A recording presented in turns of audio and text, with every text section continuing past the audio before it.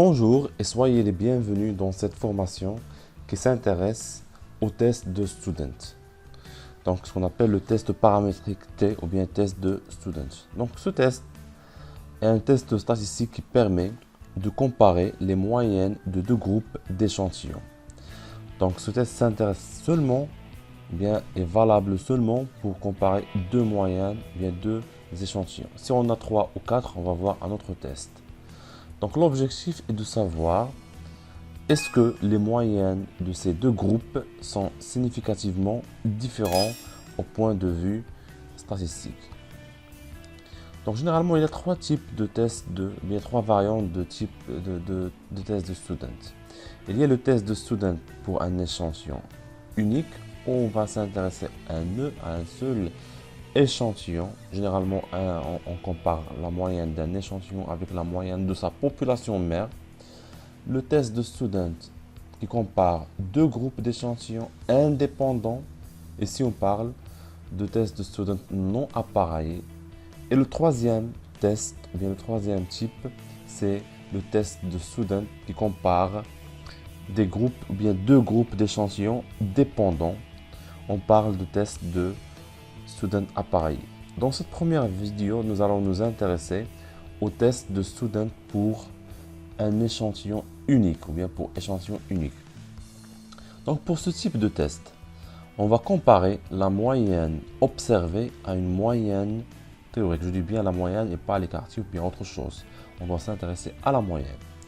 Donc comparer, l'objectif c'est de comparer une moyenne d'un échantillon par rapport généralement à la moyenne d'une population. C'est-à-dire on va tirer un échantillon à partir d'une population mère et on va comparer les deux moyennes pour pouvoir dire est-ce qu'il y a une différence entre la moyenne de l'échantillon avec celle de la population.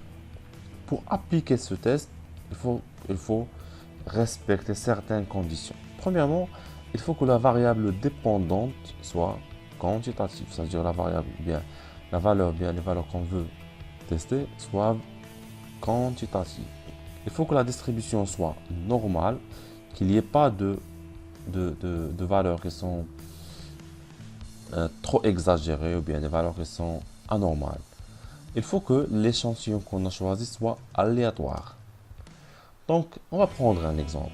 Supposons qu'on veut comparer la moyenne d'un échantillon des étudiants par rapport à la moyenne de l'école pour une matière X. Donc, supposons qu'on est parti dans une école. On sait très bien que le nombre des étudiants, c'est 450. Ça, c'est la population mère. On va tirer un échantillon de 40 étudiants.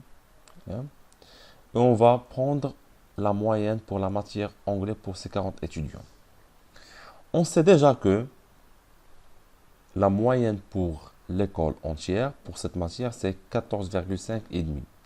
Et on veut s'assurer, est-ce que l'échantillon qu'on a pris, est-ce que la moyenne de cet échantillon, est-ce qu'elle est différente de la moyenne de la population, ou bien est-ce qu'elle est la même? Généralement, on va poser deux hypothèses. Donc la première hypothèse qui s'appelle l'hypothèse nulle, H0, elle stipule qu'il n'y a aucune différence entre la moyenne de l'échantillon avec celle de la population mère.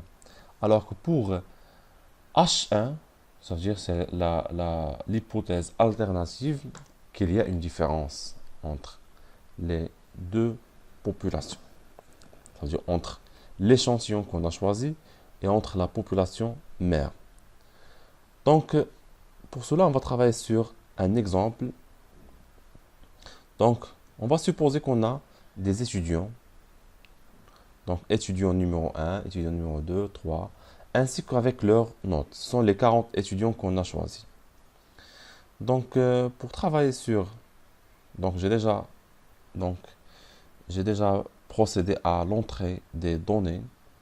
Donc, on peut refaire ça. Donc, je vais créer un nouveau dossier. Okay. On a dit qu'on a deux variables. Généralement, on n'a qu'une seule variable, mais on va dire qu'on a deux variables. Donc, la première variable, c'est numéro d'étudiant ou bien étudiant. Donc, pardon, étudiant. Donc, c'est juste le numéro d'étudiant. Donc, c'est une variable qu'on va dire qu'elle est numérique. Il n'y a pas de décimale. Ici, je peux écrire numéro d'étudiant. Il n'y a pas de valeur, colonne. Donc, c'est une valeur, c'est une mesure qui est nominale. Parce qu'on ne va pas effectuer des analyses statistiques sur numéro d'étudiant. Numéro d'étudiant, c'est pour dire que ça, c'est étudiant numéro 1, numéro 2, numéro 3, numéro 4, et ainsi de suite. Deuxième variable qui est la plus importante, c'est note. La note, c'est numérique. On va prendre 2. Donc, la largeur, c'est 8. Ça veut dire qu'on peut écrire jusqu'à 8 chiffres. On n'aura besoin que de 2 chiffres.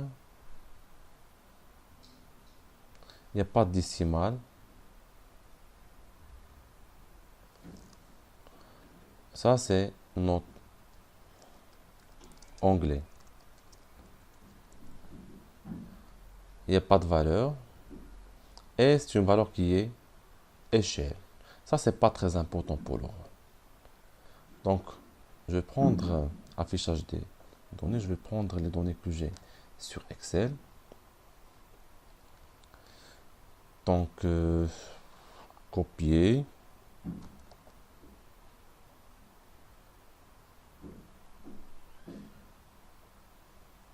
Je vais mettre ici CTRL V, coller. Ça, c'est les étudiants avec la note. Donc, qu'est-ce que je vais essayer de faire? Donc, je vais procéder au test de student. Donc, analyse, comparer les moyennes, test pour échantillon unique. Nous n'avons qu'un seul échantillon. Donc, quelle est la variable à qui je vais m'intéresser? Bien sûr, ça, c'est pas une variable qui est importante. Le numéro de l'étudiant, c'est pas une variable. Ce qui est important, c'est ça, c'est notre onglet. Et je vais faire passer la note à ce côté. OK. Pardon, j'ai oublié une chose très très importante. Je vais refaire l'analyse. Donc,